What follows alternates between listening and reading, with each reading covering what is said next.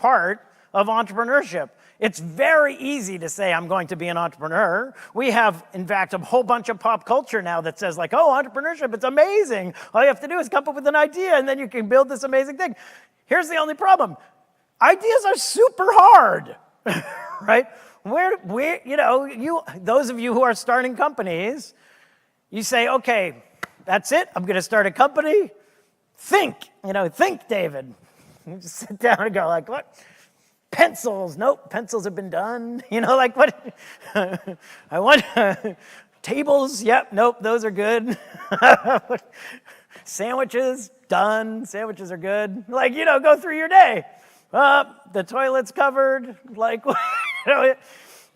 this is a hard thing. And it turns out that finding that idea is usually about life experience, right? Finding the idea, Paul Graham sort of, famously from Y Combinator said that entrepreneurs should pursue things that they know. You should fix problems that you know, right? But, imagine you're coming out of elementary school or whatever and you're ready to be an entrepreneur. What do you know? You don't know recess. There are not a lot of companies coming out of recess. So now you get through high school. What do you know? Tutoring. That's been covered.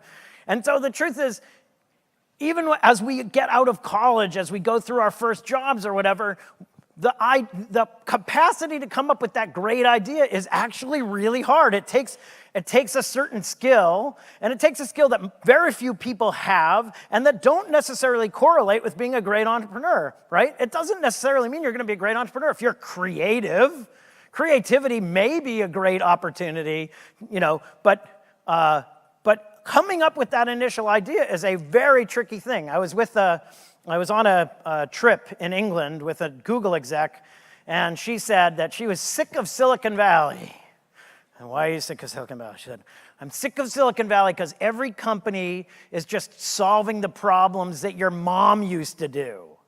She was like, they bring you your food, and they do your dry cleaning, and they whatever, It was like, all right, fair enough. Again, what are the ideas? Like, oh man, it's so hard to drive to the dry cleaner, drop it off, there are multiple companies right now that will drive to your car to fill it with gas. How hard is that? You're driving along, I'm running out of gas. Gas station! Pull over, you fill it up. That's not, no offense if any of you are working on that. I'm sure. I was pitched on that idea, by the way, and the argument was that it was better for the environment. It's better for the environment to bring my gas to my car? How could that be? That just seems, oh no, think of all the time you drive around getting gas. No, just pull over, get the gas. All right, so you have to come up with an idea. So here's the thing. This is the other thing that actually, in this instance, I do think that these two characteristics are extraordinarily valuable for an entrepreneur, and they're extraordinarily valuable when you're trying to come up with an idea. And they are empathy and listening, right? It turns out that it's actually very hard to be empathetic, to put yourself in the space, in the body, in the mind of other people. But if you can do that, then you might see some ideas that aren't simply the problems you have. And then listen to the universe around you. I had this amazing professor friend when I was going through college, and everywhere he went, he asked questions.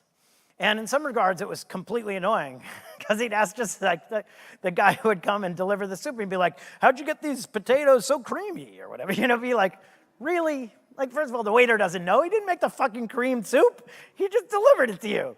But he was always asking because he was always like, oh, I want to know. How much gas what's the gas mileage that limousine gets or whatever? If you're that person, then you're listening, you're seeing the universe. I'm sure many of you have heard the story of how Uber got started. Travis Kalanick and Garrett Camp were in Paris. It turns out, those of you who have not experienced the fun of Paris taxis, you can only get a taxi at the place where the taxi picks you up. But how do you know where that is? I don't know. I'm not from Paris. So you sit on the corner, you're like, taxi, and they drive by, you're like, go to the place. I don't have a place. I don't know what the place is. So Travis and Garrett experienced this while at the LIVESTREAM conference, and it annoyed them. And while they were in Paris, they had rented this apartment. There were a group of them. Garrett and Travis and Gary Vaynerchuk, and they were just a group of folks, and they called it the Jam Pad, and they would hang out all night coming up with ideas. This was their idea of fun, which is weird. In this instance, it was, worth billions, so that's convenient, but this is what they did. They sat around and they came up with ideas. So, first, you convince your mom you're going to do it. You have to come up with an idea. So the next thing is, it's not enough to come up with an idea. You actually have to come up with a good idea. There are lots of bad ideas, but good ideas are really hard. I have to say that good ideas aren't always obvious, right? So here's a good idea. Why don't I rent my couch out to some dude I don't know? That's a terrible idea. I've got an idea. What if I just text all my friends that I'm eating an ice cream cone? Yeah, that's awesome. Here's it. I have all this broken crap in my garage. Let me sell it online. So not only did one giant company come out of that, eBay, but then Craigslist was like, you're doing a terrible job of selling your broken crap. And so then Craigslist came along and built a giant company. And then Nextdoor came along and said, we'll help you give away your broken shit. It's like, yes, this is a genius idea. And yet all of these companies are monumentally large companies. So the tricky part is distinguishing a good idea from a bad idea, right? Oftentimes the ideas that seem like they're good ideas are not good ideas, they're bad ideas. And the ideas that seem like bad ideas are in fact good ideas. Now the hard part is that sometimes bad ideas are bad ideas. 5 minutes left? That's not even conceivable. I have like 7 more pages. So here's the thing about the venture business. Every day I sit around and people pitch ideas. And you say, oh, that's a good idea, that's a bad idea, that's a bad idea, that's a good idea. There's a new podcast out called Masters of Scale, and it's got Reid Hoffman. It's super fun. It's a fun thing. And Reid was just talking about this. He said, and this is something venture capitalists know for sure, is that when you bring in some company and everybody likes it, you don't fund that thing. Just don't. Oh, everybody thinks it's a good idea? Of course everybody thinks it's a good idea. And everybody else thinks it's a good idea, and everybody else came up with that idea. The ideas that are amazing are the ideas that some people think are really stupid, like I rent my couch, right? Those ideas are the ones that have the capacity to be differentiated. So why is it? So not only do you have to come up with a good idea, but you have to come up with a unique idea. So sometimes a unique idea is like, hey, I could rent my couch. That's a great idea. Sometimes a unique idea is, hey, what if I drove the gas to my car? Sorry, whoever's company that is, but seriously, like that's unique. Sometimes unique is sort of like, David is a unique looking guy. Sometimes unique is not so great. Sometimes unique is amazing. So you got to come up with a unique idea. And I'll tell you, this is one of the challenges you have as an entrepreneur, experiencing the universe, you've lived your life, you're in the world, and you come up with an idea, you're like, oh my God, here's the idea. What if X, Y, and Z? What if someone else parked my car? Whatever. You're like, that'd be amazing. Meanwhile, somewhere next door, some person was like, I got an idea. Someone should park my car. And they're like, oh, that's an amazing idea. And they tell all their friends, and their friends are like, that's a great idea. And they start a company. One day, I was in a meeting, and I was meeting with a company. I thought, oh, that's a kind of an interesting idea. Had the thing. And then as I was leaving, my partner said, hey, David, you want to hear this business? It's a friend, whatever. And I said, okay, that's great. And I went in the next meeting, and it was the exact same idea. Not a little different. It was like, it could have been a carbon copy of the pitch. I felt really badly. It was like, it was a good idea. It simply wasn't a unique idea. All right, what else do you need?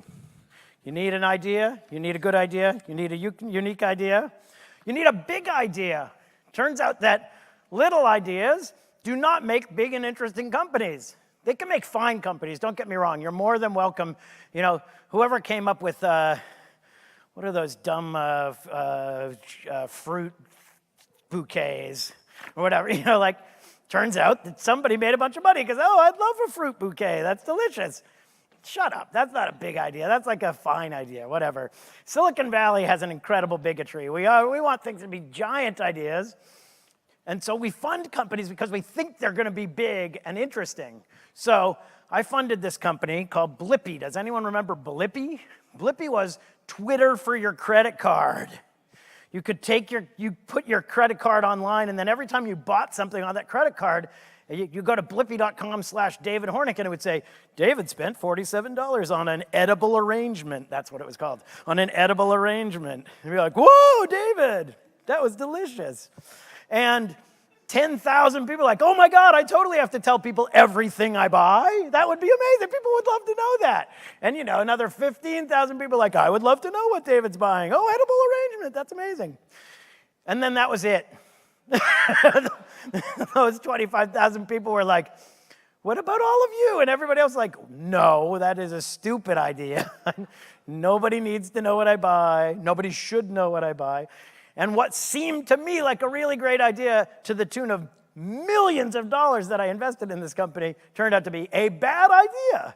Not because it wasn't awesome, but because it didn't scale. It wasn't a giant idea. It needed to be a giant idea. Now, the irony of this, by the way, is that I'm pretty sure Venmo is that now, right? Isn't Venmo like, dude, bought an edible arrangement? Like, no, that was Blippy. You stole that shit from me.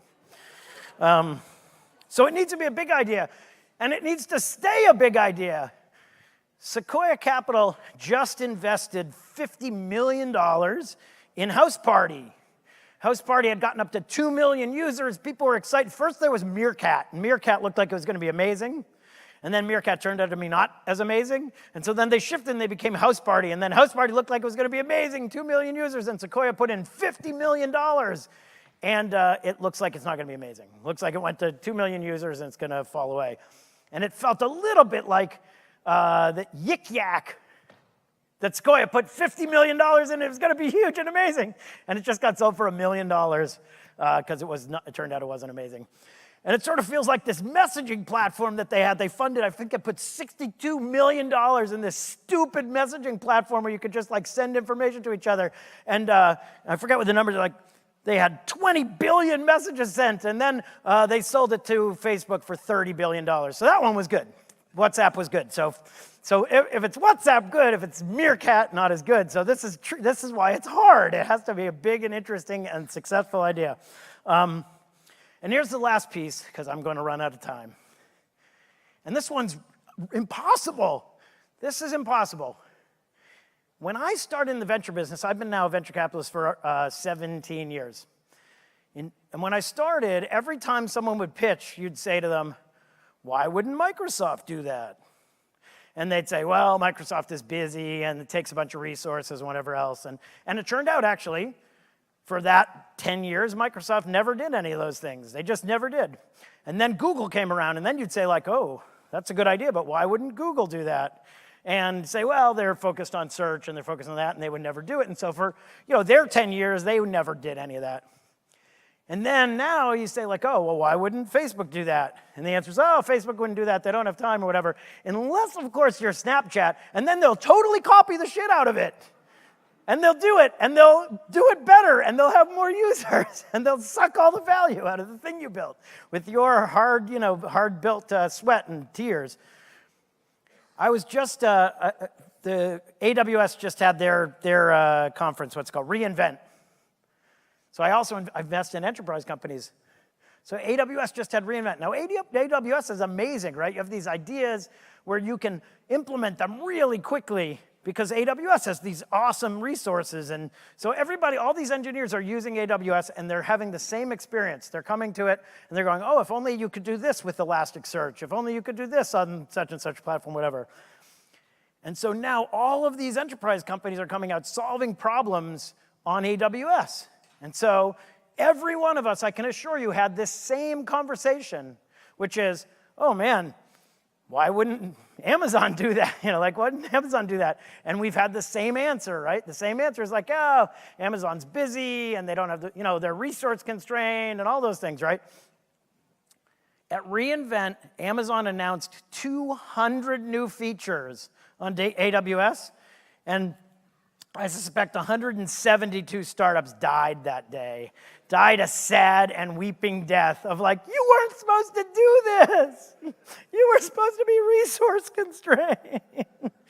Nope, they have got a lot of people and they're moving fast and they're building features that are unbelievable. And so it's got to be a great idea. It's got to be a big idea. It's got to be it has to be a unique idea. It has to be an idea that the big guys are not chasing.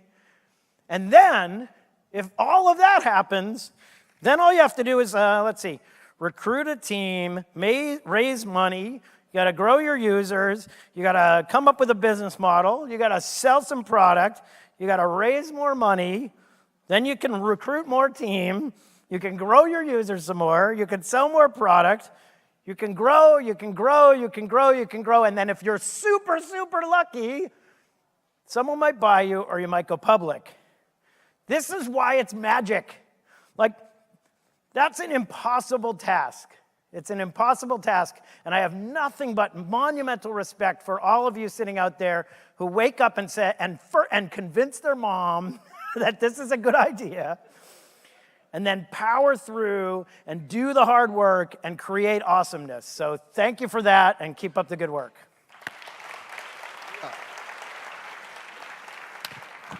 Man, I swear to God, this guy is so funny. Yeah, Blippi, that was a funny one. But on the other hand, he invested in Splunk, so he's doing all right. All right, so I don't know if I even got a chance to announce who the winners were. Does everybody know? No. Okay, it was Lily, Party on Demand, and Sunstone. So they're going to come up here and pitch for 3 to 5 minutes, and then the investors are going to ask questions and try to find out like more details, and then the investors will pick a winner. So with that, as I call your name, you can come down. Jody. Teach improv. So Jody is part of a fund called Align Ventures. They do Align Partners, and they do enterprise stuff for companies who don't need to raise more than $10 million, which is interesting. Jody, are you there?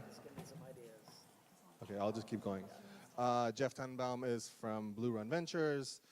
Ben Parr used to be chief editor of Mashable, then he was doing a fund. Now they're doing chatbots with Octane.io.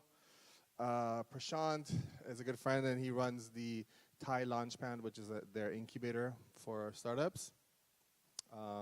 AJ, we heard earlier, is now part of Pear Ventures. Matt Bornstein is with Bloomberg Capital. And finally, Raj, who's with One Prime Capital, formerly with Intel. Can you guys hear me back there? It's time. You can come. Hello. Okay. All right. Hello there. Hi, Jody.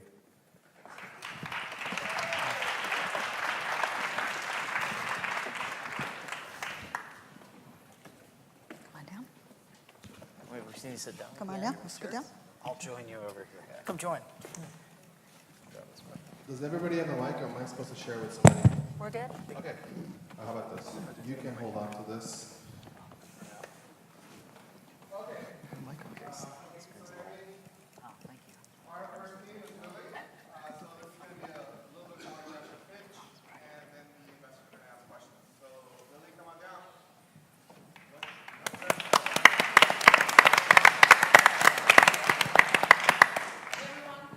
My name is Poomba. I'm the co-founder and CEO of Lily. At Lily, we use emotional intelligence to help women find clothes from their favorite stores that will flatter their body and also make them feel their best. So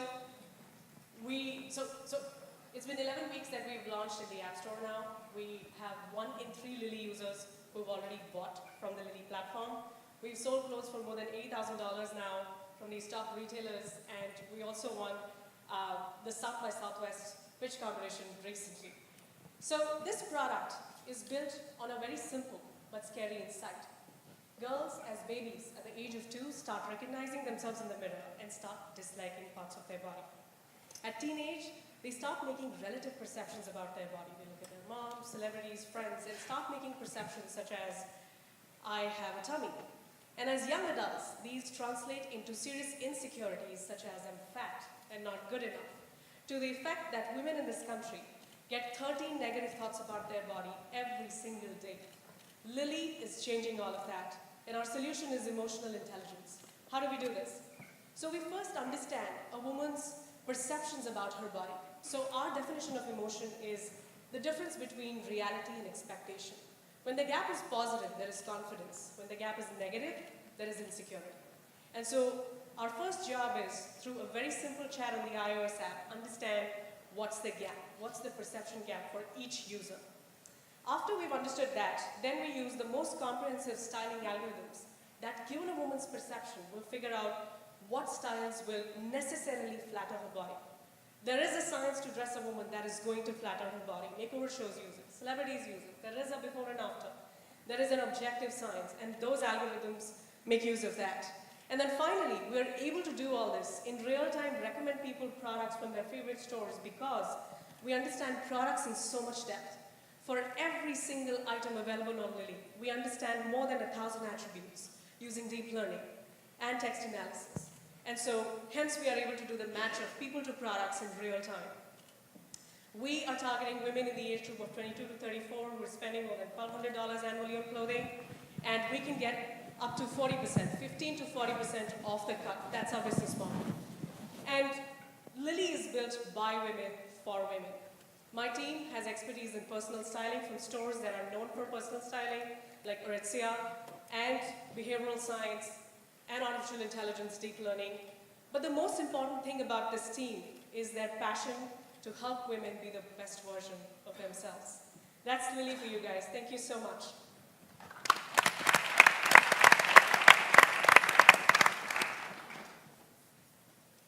I guess I'll get this party started. So congrats on the initial traction. I've seen a lot of fashion apps, and very few ever gain large-scale traction. So can you explain to us your go-to-market? Why are you going to be the app that millions of people, men and women, are going to use for shopping, for discovery, and why are you not going to fail like most of the others have? Absolutely. And so before I launched the product, I did a huge customer development exercise for myself to answer, why do we need another fashion app? And in that process, I've spent more than 10,000 hours asking women about what they were thinking and feeling the last time that they bought something. I've spoken to more than 1,200 women about why did they buy what they bought? And the reason why this will work and this is working is because it's built on the most basic behavioral insight in fashion. Women are looking for clothes that will accentuate certain parts of their body that they feel most comfortable with and hide certain parts of their body that they don't feel most comfortable with. And so what we are going after is really mimicking how the woman is thinking about her body and what she's looking for. And then the second reason is also that we are built on existing retail infrastructure. So our users already have an existing relationship with the brands and retailers that we have on Lily. We are becoming the experience layer for them to experience the products and find the right products for them quickly and kind of get to purchase quickly. How do you convince someone to find you? First of all, what would they do to find you in the app stores? And then how do you convince them to actually download your app? What's the messaging you're using? Yeah, absolutely. So the number one thing that has worked for us in the last few weeks as we've seen the traction is word of mouth, referrals. So as users get How do you get user number 0? I mean, forget about the referrals. If I download it and say, Ajay, download this, that's one thing. But what are you going to make user 0 actually? What are you saying to user 0 to say this is the fashion app that you need? So yeah, I mean so like I said, different types of acquisition activities that we are doing. So like for example, the most read articles on the internet with respect to fashion are 5 different ways to look like this, or 5 ways to wear this, or dress like this, and all of those types of things. That's exactly our product. So content marketing. So we are trying to become the #1 destination for educational content. That's exactly our product. Then retail and non-retail partnerships. So all different types of retailers are inviting us to their stores to be the expert on what to wear, what not to wear, both online and offline stores. And so what I'm trying to say is that for us to start with from 0 up, it is mostly going to be how women actually look for clothes. All those different types of activities that they do. I mean, and I'm also not mentioning SEO, SEM, all of the other things that we're doing. But specifically, so we're trying to mimic what women are doing when they are looking for clothes. Can you explain how the unit economics work? Yeah, so basically, to prove our hypothesis, we built this on the affiliate network, where we get less than 1% of the cut of the purchase at this point in time. As we have now sold and we have direct relationships with each retailer, we are negotiating the 15%. And so for every purchase, we'll get about 15 to 40% of the ASP. And what is the AOE, sorry. what is the cycle time to get paid for that? How sustainable are those margins? So it's about, I mean, so we're yet to experience that with respect to kind of our first retailers, but it's a month to a 2-month cycle. And how are you getting your data? Are you scraping right now? Yeah, so APIs. So not really scraping. There's good affiliate networks that have access to the product catalogs that then go through our engines to get tagged automatically. And what is the single value proposition that you expect your users to say, wow, I want to go to this app instead of going to Amazon or some other place where they could expect a much wider variety of shopping opportunities? Yeah. So I think the number one feedback that we're getting from our users as to why they love Lily and why they're buying and repurchasing, we have a 27% repurchase rate as well, is the fact that with every single product that Lily recommends, she will explain how it flatters that unique user's body. So our users are almost now saying it's boring to shop on a regular website because I'm really looking for how does this work for me. So everything that Lily understands from the user, she gives it back to the user in every single recommendation. So I think the strength of our product is, so rather than looking at 70 pages of products, which we can also do, given all retailers will be available, but I think what we do is we help them figure out the products that have the highest likelihood of them liking, buying, enjoying, and feeling good about. It looks like time is up. Thank you. Awesome. Thank you so much, guys.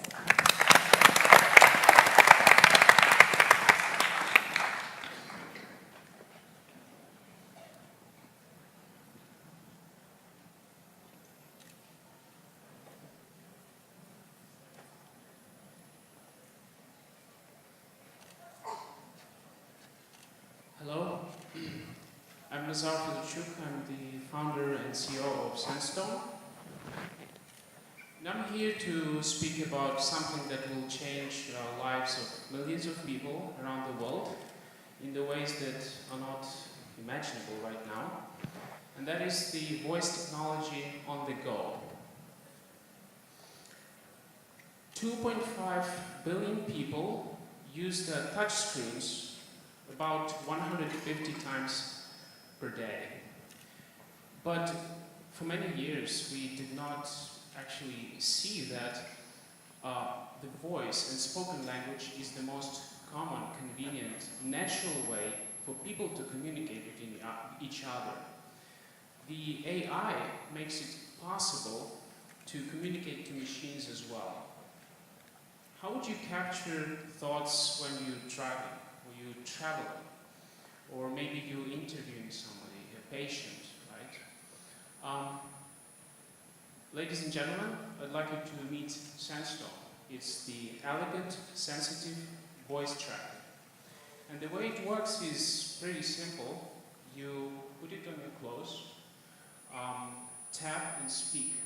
Your voice memos convert into text on your smartphone. Something. There we go. Each note retains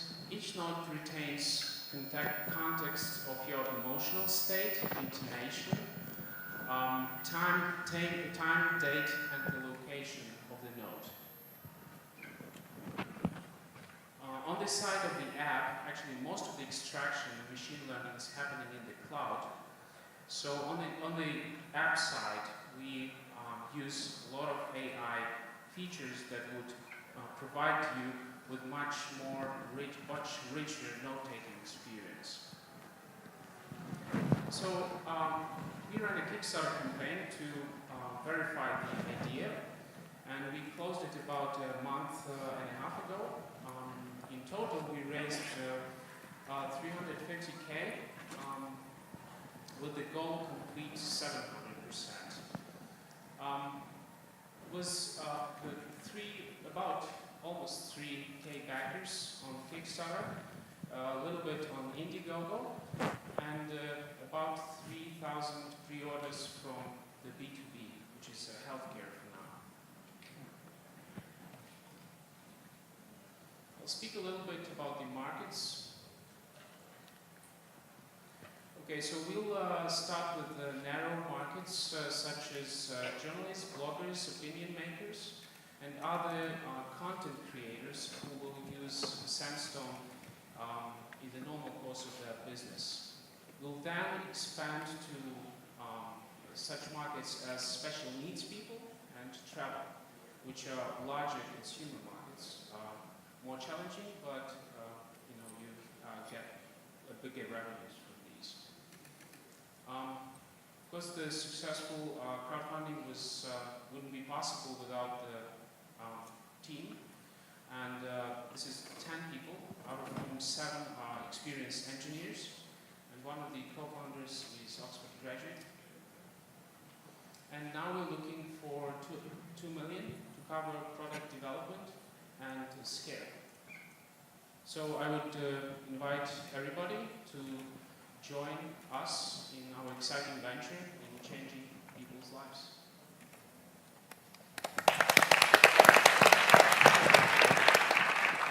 So what do you think are the highest value uses of that data once you've been able to collect and transcribe it? Well, in terms of the customer value, what's the value for the customer? What are the use cases, is another way of asking. Well, we've seen, through our study of the market, the Kickstarter, we've seen 2 values. First is basically documenting ideas, thoughts on the go in practically any situations, maybe except under the water. But you don't need to pull out your phone and start typing. It really eliminates typing in some situations, makes that simple. And secondly, as to the value, I think it's the way you record your life experiences. Makes that so much easier. I mean, again, you tap speak, and that's the voice tap. So maybe in the future that's totally eliminated. But typing. But in our case, we'll start again with narrow use cases. In some cases, like you can't drive and type. That's illegal, right? So there's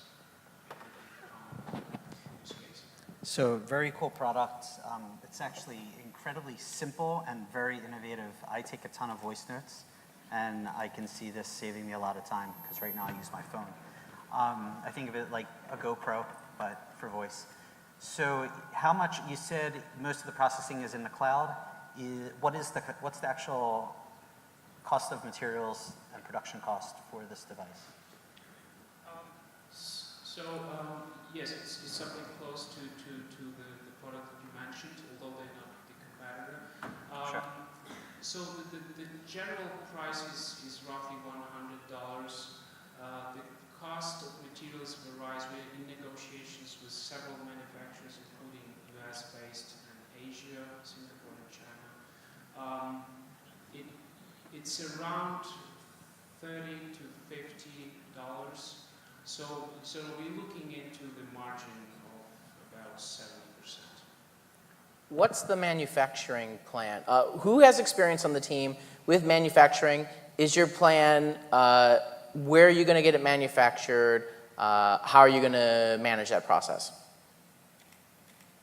We've got one person who's a mechanical designer. He's designed 99% of all CAD files, which is the way which looks like. And that will be provided for estimate to the manufacturers. So he's got great experience, about, I think, total 10 years experience in production.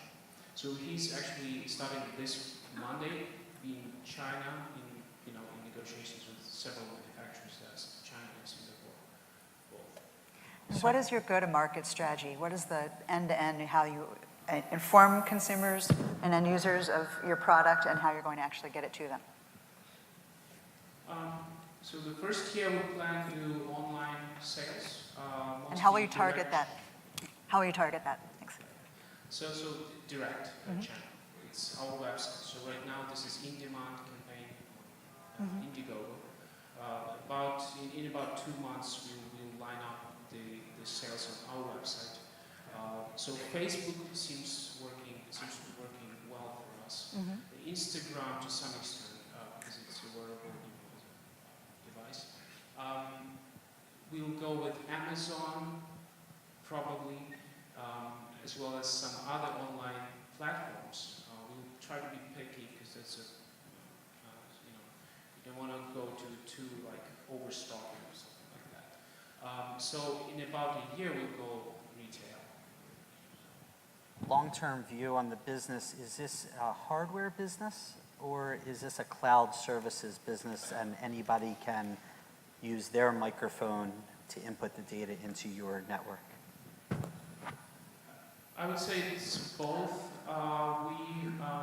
So we sell devices, but we also sell subscription. For the premium features that we offer, it will be about 5 services. I think we'll have the premium payment charge would be about $10 per month. So that would be a recurring revenue model as well. Do you think this will stay as a general dictation device, or do you plan also to have higher value add, like dictionaries that are specific for medical or legal or other markets like that? Yeah, so we do not plan to do all markets at once. It might be hard. Plus, you may need a special design of the device for each market, depending on their requirements.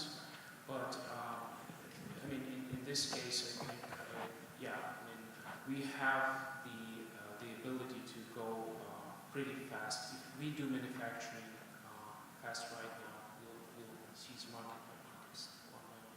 Cool. Thank you. Time is up. Thank you.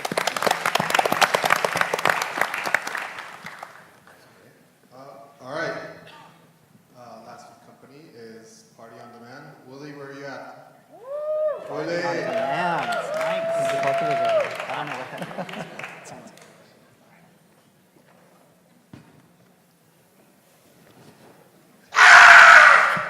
See I'm why. so stressed out trying to plan all of life's celebrations. I mean, you got little Susie's graduation, you got Ted's birthday party, and of course, the Rams are leaving. The Rams are in town. I want to do a tailgating party for that.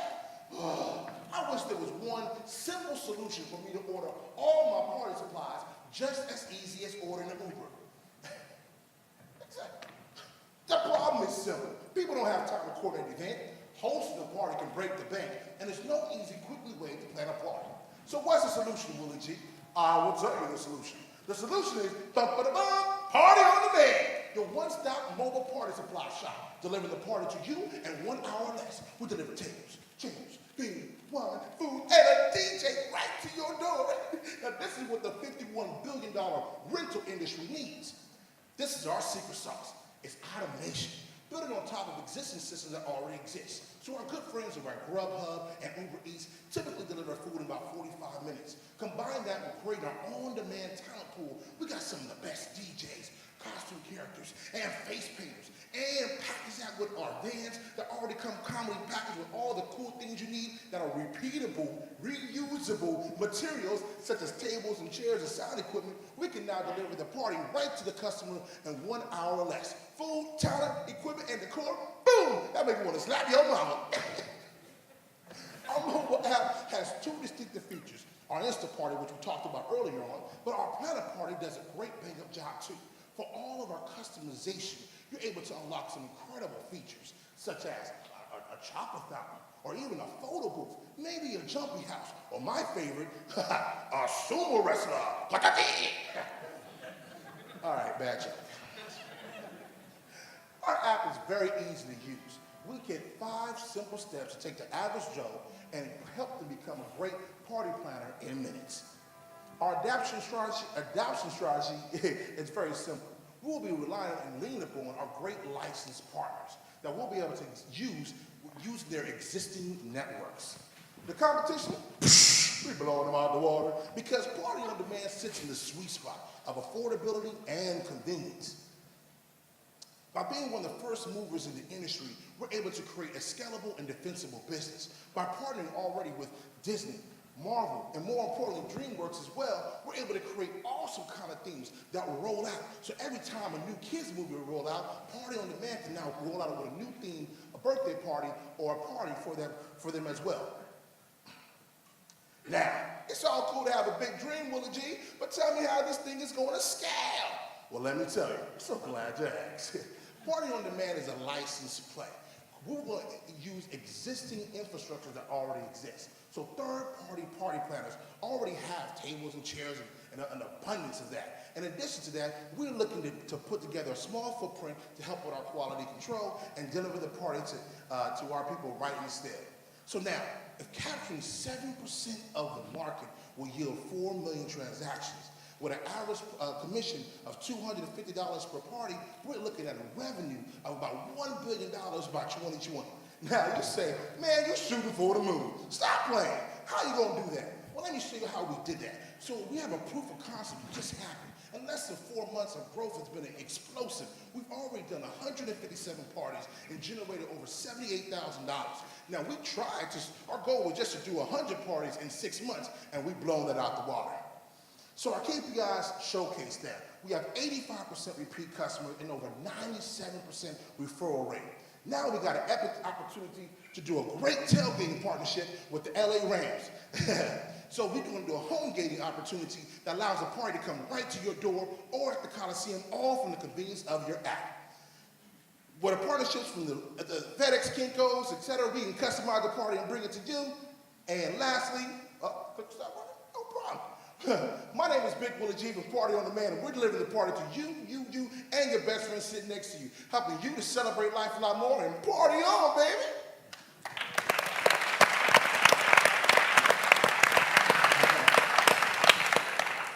Are you rolling this out in region by region? Are you starting here, for example, in the Bay Area? I don't know where you're based.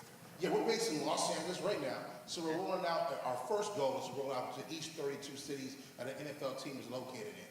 And so currently right now, we're just in LA and San Diego at the moment in Orange County, and we're looking to be in the Silicon Valley area by July. So the app is out, the app works, or? App is not out, the app comes out in July. So all the KPIs you saw from there was a straight analog style. We went just to prove the model. We did it with a phone number and a website just to make sure that it actually works. To see if there's an audience that even will buy our stuff. Quick follow-up, how many parties do you expect the average user to actually do in a year? According to the American Rental Association, they say the average American celebrates about 10 parties and 10 events a year. And so we expect that at least on average, the consumer will probably participate in 1.5 parties every single month and a half or so. Participate versus the numbers you're talking about are people who actually throw the parties. 10 parties they throw. Do they throw or participate? There's a difference. There is a big difference. Actually throw a party. So think about it in your own life, in graduations, kids' parties, bar mitzvahs, etc. You're looking about an average about 10 events that you put on yourself throughout the year. And how many of those are, do you think, last minute? Is that the main value proposition? Yes, we're definitely targeting the last minute, the niche crowd in that respect there, for sure. Because a lot of things kind of handled to get that done there. And so what was the question again, sir? Of those 10, you're saying people on average throw 10 parties a year. So how many of them are really in your market of their last minute parties? So according to our numbers that we looked at and kind of research, we feel that we can target about 7% of the overall growth market. So we think it roughly about a market of about 30 million Americans. So how do you manage supply versus demand when you're dealing with an on-demand marketplace and you need enough users to make sure that your suppliers are busy and enough suppliers to make sure that your users are happy? That's a great question. I'm glad you asked that. So our good friends over at Party City have been really helping us to define that because they're a seasonal business too. So as you go through the holiday seasons, what they're really showing us how to work and manipulate in that respect. So obviously you have Mardi Gras and the holidays, etc. We kind of rolled out those things. So our vans are pre-packed with some of those items in the core, and with our inventory, we select limited, especially for the Insta Party situation. It's already limited on the van itself to where you can, to the option of not infinite in that respect. The Planet Party option, it gives infinite because now you have more time to coordinate it in that respect, in that regard. So I have a technical question. Did you say you're delivering alcohol? Yes, that is correct. And are you a licensed retailer of alcohol, or how does that work? Yes, so right now we are under a catering license to deliver alcohol, so we have to provide that for our ABC license in that regards. We are also using our good friends at Postmates and also Grubhub here in LA County. They also have their license to deliver alcohol and beer and wine as well. Have you built any technology to help you manage all the logistics between all these third parties that you're working with? Currently, we're developing, it's already pretty much developing our own proprietary system, back-end system to kind of manage all these different functionalities in that regard. Yeah, we haven't named it yet, so I can't say something sexy like it's an incredible sauce app thing, software. But yeah, we're just building something. So of the $250 margin that you sort of alluded to, how does that break down? Where is that most of that coming from? So most of that's coming from our reusable equipment, like the sound equipment, the tables, the chairs, and all of the above, and more importantly, our decorations, because the decorations is typically a one-time use. This is one for part of the city, and they have typically an upside of about 70% profit margin in that regard. So put everything together, we have an average of about 50% average commission in that regard. So you have so you bring people too for some of these, right? Yes. And are those all on, like, they're not, are they going to be full-time employees? Are they going to be contractors? No, they're independent contractors. So we created our very own on-demand talent pool, which consists of DJs, costume characters, face painters, etc. So very similar to the Uber app, you flip it on when you want to work, and then you're the nearest person to the party, you get the call, and you come rock out the party. How much do you think you need to invest to build a huge brand here that can, erect a barrier entry around the business? So we feel right now our low barrier entry to the market is $500,000. But we feel very confident if we're able to raise a total of $1.5 million in the next 3 months, we can definitely make a very, very brandable and structurable business and be a leader in the marketplace. I'm good. Thank you. Thank you. So Time's much. up. Okay, so those were the pitches. Judges, Jody, would you use Lily? I can see my kids needing a party like that. Oh, would I use? I am the worst person to ask this. I know I'm the lady on the stage, but I'm like a physics nerd that hates to shop. So I think we need to talk to some better retail experts about this. I like the idea of creating more targeted shopping experiences. I would want to see more evidence that there is both demand and, more importantly, the retail relationships that are going to drive margins and sustainability for that business. So that would be my big question. All three businesses on stage were consumer, and consumer is just so hard, and you need a lot of proof points to really drive up a consumer business. There are a lot of flaws with all three businesses. There's I'm only going to argue that then. I mean, we're going to have an argument there. I think all three have a lot of flaws. Only one, in my opinion, has the least amount of flaws. The microphone company has an absolute enterprise level application for it. I could see, he said, 2,000 or 3,000 units were sold into. In fact, I think it's mostly enterprise. I mean, enterprise, Right? yeah. So the first problem is they're going a consumer route with Kickstarter. If they were pitching an enterprise route, that would be a much more interesting thing. And yes, they could pivot in. That was his starting point. I mean, he was trying to I think validate that's it. super cool, and I definitely want to order one. I always have great ideas or thoughts, and I want to pain in the ass It's to a put my simple. phone down. I don't get why it has to be a hardware device. I don't get that either. I have my phone with me It's all a- over it's- every It's day. like saying, why can't you shoot an action video with your iPhone if you just put it in a holder, right, attached to your head? This is a customized device for that purpose. I agree with you, in the long run, it probably shouldn't be a hardware business, hopefully not, where you can just let some other manufacturers, that's going to be a commoditized But business. Let other manufacturers hook into your network. Yeah, so then the pitch should be about the analysis. Yeah, and the pitch was mostly about the thing that stood out was the hardware, not the software Sure, analysis. but To be fair, most companies at this stage are going to present more about their solution than about the use case and market. That's pretty typical at this stage. One thing I would give credit to for every one of these companies that presented, they all were solving a problem they personally had experienced, and I give a lot of credit for that. I think that is the path to finding a sustainable business that's going to work. So I really liked seeing that. I mean, I'll tell you, this is a party in some way, and he said that they did one for 2,000 people. So, I mean, it is a problem, and I know it's a pain in the ass So, to find a party. go ahead. Yeah, the party one is a problem. So here's the way I looked at the three companies. Each one is solving a certain level of complexity. The party problem is probably the most complex out of all of them. And so what I worry about on the party to go is, can you really put all of those pieces together to solve that last minute party issue? And there's an entire other question of how many people actually throw last minute parties, real parties at the last minute that needs that type of coordination. But let's put that aside and give it the benefit of the doubt.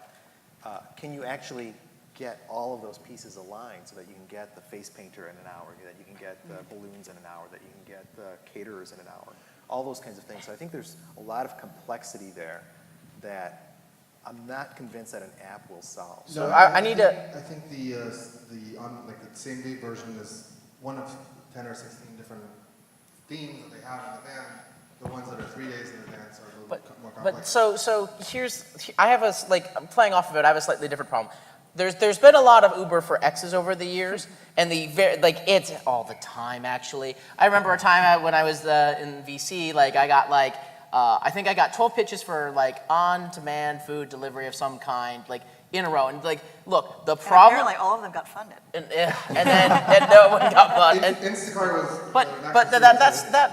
But so the issue here is habit. So I got pitched a whole bunch of ones. There was a period I got pitched on demand, computer repair. But that's going to happen once every year or 2 years. You can't build a habit. The reason Uber works is because you create habit over and over again, and you create large enough economies of scale, large enough logistics where the margins work, and you can make enough of you can have enough logistical data, and you can have enough of a logistics for it to really, really work. There's enough people to go.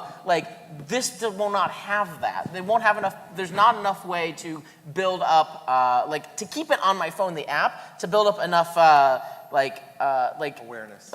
Both awareness and just the habit. You got to have a habit-forming product as a consumer, and I'm not going to make that a habit. I'm going to delete it from my phone after 3 months. So I'm going to push back on you a little bit. First of all, I want to disagree that the party problem is the most complex one here. I think the shopping problem is actually quite a bit more moving parts and more complex. But with respect to the party planning, I think part of the potential I would see in there is that perhaps he's going after too much right now. I don't shop a lot, but I do have kids that I need to have birthday parties for, and let me tell you, that is a fucking horrible problem. That really, if you could just limit it to that, you could make a business to start with, I think. So Joe Fernandez, the founder of Clout, has a business that sort of does that they announced recently. Yeah. But they don't do on demand. They do you order and it goes it's all the stuff over weekends. There is absolutely a business. That's what he's doing. Right, but the on demand part is a major flaw. I think the on demand is challenging because in order to do on demand, you need something that is standardized and tradable, basically. So But it's you a also commodity. need inventory nationally, which is extremely difficult. Well, at least locally, you need a sufficient supply and demand inventory that everybody's going to be satisfied at any given moment. Yep. Really, really hard to do. I think I agree with you. I think that is more challenging. But if there's one solvable problem of the things I saw here, and I think you're going to disagree, I think you're going to say it's the microphone, but I think that just solving my fucking kids' party problem would be awesome. But would you do it at the last minute? That's not would I do it 3 days in advance? Hell yeah. But if I could, it's just difficult. It's just difficult. Pizza and a cake and the but it shouldn't be. But that doesn't have to be an It app. breaks a marriage. It's terrible. I understand. So that's a party planning. It's Waterloo. Service. It's a party planning service. I mean, you have wedding planners, right? And so you can have party planners, and there are people like that who do those types of things as well. Yes, but if I could have it all in one spot and just push the button, I'd be There's also taxi drivers. But that's a simpler value proposition, right? I mean, what Jody's describing is something that's a little bit more complex. Well, that's why coordination I is would much more. strongly It's what- recommend to that company that they limit What the they market actually that they with do it. initially so they Right. can have very high quality, repeatable product, something that's recommendable. But I think of all the companies we saw, that one has the most potential to sort of package it into something that can be brought to market in an early stage and have repeatable But what about success. what about the From the microphone, I wanna hear it. What about no? I'm not even on the microphone yet. What about the margins on the party planning service? I mean, how much are you willing to pay that's the- to solve your pain point? And are people willing to pay that repeatedly? I don't know. We got to see that, right? Early. Yep. So we're investors in a company called Saucy, which is alcohol delivery, which is I was probing that. And the frequency issue is huge. We've tried to expand the market as much as possible by focusing on every single occasion off premise that you're consuming alcohol. I think a party is a subset of that, and the margins are not coming from chair rentals, right? The margins are coming from alcohol, maybe equipment, maybe DJ. So I think I'd have to rule with the cons on this one. I think it's going to cost a lot more than $1.5 million to build this into a sort of sustainable brand business as well. Let's go back Okay. to you guys don't mind. Talk a little about the one that you described, the first one, Lily. Yeah, let's talk about Lily. Let's talk about Lily. So Lily, they're here. Are we supposed to be talking about them in front of them? They're going to be. They've been. Mics are off, aren't they? So as far as Lily goes, since you're there, Since you're ask like you staring at directly, us. one of my concerns is the App Store, for example, is there's a graveyard of fashion and shopping apps, and customer acquisition is very tough here. And that's the part that leaves me wondering how fast you can grow, how sustainable is it, and making money right now off of affiliate fees is, in my opinion, not enough to sustain the business. So that's where some of my concerns are. Obviously, I think she knows that the 1% affiliate's definitely not going to cut it. But I think it's kind of a cop-out to ask a consumer company how they're going to acquire users and question that, because that's every single consumer company has that problem. Not to call you. What I'm saying though is, what I'm saying with the consumer company is, what's really important is is the value prop believable, right? That's the most important thing. Do we think lots of people have this problem and need that problem solved? I think that's the number one most important question. My opinion is yes. And I think the challenge with the presentation was it didn't answer that question. So when she got up there, she talked about the psychology that drove her to start the company, which was fair, but I didn't understand how that translated into why somebody, what's the messaging that they're using to convince someone to actually look for this application, and when they see it, pull it down. Because, most people, most of the applications that we've all seen as investors on the fashion and style side have always been about, style and sales and things like that. And this one is using psychology as kind of the linchpin here. And so as an investor, I look at that and say, well, how many people are thinking about their self-psychology and looking for an application to solve the psychology problem? And so I was a little bit disconnected between the initial set of why did you start this company to why would somebody actually use the product and actually hunt for a product like this to use. Isn't the implication sort of, though, that you look better? That you're basically selling, look your best, and this company could be a Stitch Fix without the cost of employing thousands of stylists.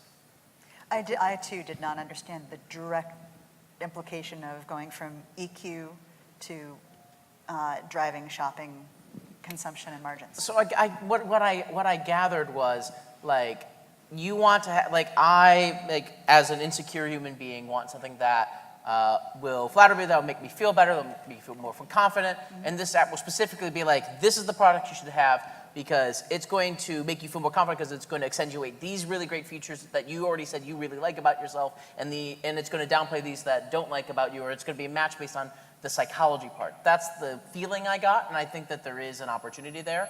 I guess the overall I have is all three businesses have lots of flaws where if I'm being a VC hat, none would probably get my investment at this time, to be honest, and that's the truth of VC. And then when you go a deeper level, then we have to pick one. The question then becomes, who is the founder that I'm going to trust the most to get the job done and do the most? And I feel like Lily's founder has done the most research, has the most passion about the specific one, and has the inkling of something that can turn into something bigger. I think all three have something, but I would trust Lily's founder the most from the amount of research that she did, and the amount of knowledge, and the amount of the passion, and why she started it. I agree that the passion carries a company very far. It can only carry a company so far. I think the size of the market opportunity of shopping is huge, and there's a lot of room for experimentation there. So that's great. As far going back to the microphone company, I get excited about the scalability of what you can get out of it. It's a recurring revenue business. It is a service that absolutely is needed amongst a certain niche. It's not as big as the shopping and fashion market, not nearly as big, but it is a service that I believe is a habit-forming service, way more than clicking to buy a dress once a month. But why not Evernote? Why not? There's a lot of apps. I look at it as a Evernote for your audio files. But Evernote has that. I think it ends up being a feature, not a full product. It's about removing friction. Yeah. I think what you're missing, Ben, is that that product was the best defined in terms of how it hits the value proposition of its set of target users, better than the other two companies. So there's a group of folks that will use that product all the time because they're constantly taking dictation, constantly doing notes, et cetera. But that's who they're going after. They're not going after the casual note taker. I would never use it. I'm a casual note taker. It wouldn't make sense for me. But for somebody like him who's always taking, you describe yourself as someone who's always Sure, doing I'll be an cool always stuff. doing. I guess I wrote a book and I did notes nonstop and I did interviews nonstop and my process was recording them in Evernote and then I used Rev.com to do the transcription. And I've been pitched these other services before. And I understand what the value prop is. I guess I feel I feel like it's a feature and not a full product, and I feel like it is potentially the smallest of the three businesses. I get where there's I think it's the smallest. I agree with you on that. It's probably the smallest initial target market. Mm-hmm. That's why when I was asking him the question about where else can you go on this kind of stuff, I was trying to tease a little bit that out. But the initial target market is very focused, which is why I actually liked it as a starting point at the stage that it's at right now. Mm-hmm. Well, if you believe in a world where at some point in the not too distant future, we all have an external brain that is searchable and records all of our experiences, and we use AI to search it and find and secure our memories that way, which I believe is a world that will be true for at least our children, maybe That was sooner. a Black Mirror episode. I don't know if you watched it. I didn't. Now we're Apparently going I into should be a Elon Musk, screenwriter. Black Mirror territory, everyone. That's right, I should be a screenwriter. Good alternative career.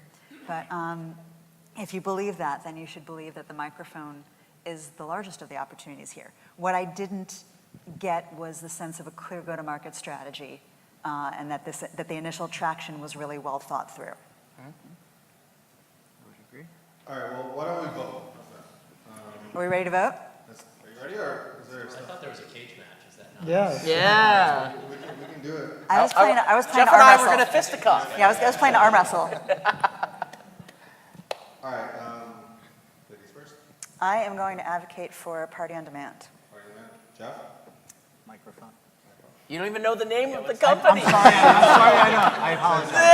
My apologies. Sandstone. Sandstone. Lily. Lily. Do we have to give a rationale or just the name? Lily. Lily. Wow, all right. There you go. Lily, you are the winner.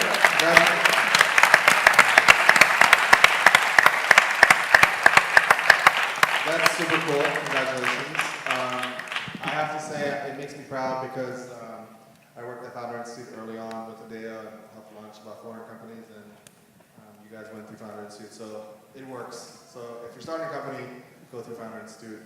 Anyway, you guys, I want to thank you all. Thank all the panelists for all your great insights and input. I liked Sandstone, but I wasn't going to use it. I liked it, but I wasn't going to use it. But I think I would buy a Sandstone. So, and you know what? When you launch up here, I will book a party with you, Willie, because you're awesome. I love your energy, and you're going to succeed. All of you, thank you so much. I want to thank all the volunteers, all of our partners, Nikki, Yvonne, Caroline, Alan, all the volunteers, everybody that makes this possible. It's a lot of hard work, but I want to say thank you. DevPro for the prize, Premier for sponsoring the lanyards, and again, all the exhibitors. Hope this was fun for you guys. We have a little after party next door and free drinks, so come and join us there, and hopefully we'll see you next year. All right, peace.